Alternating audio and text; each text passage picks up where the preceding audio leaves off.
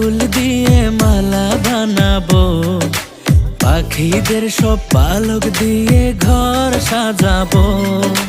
দিন দুপুরে এমন স্বপ্ন পাগলি তো দেখে, কবি শুধু কল্পনাতে এমন কথা লেখে।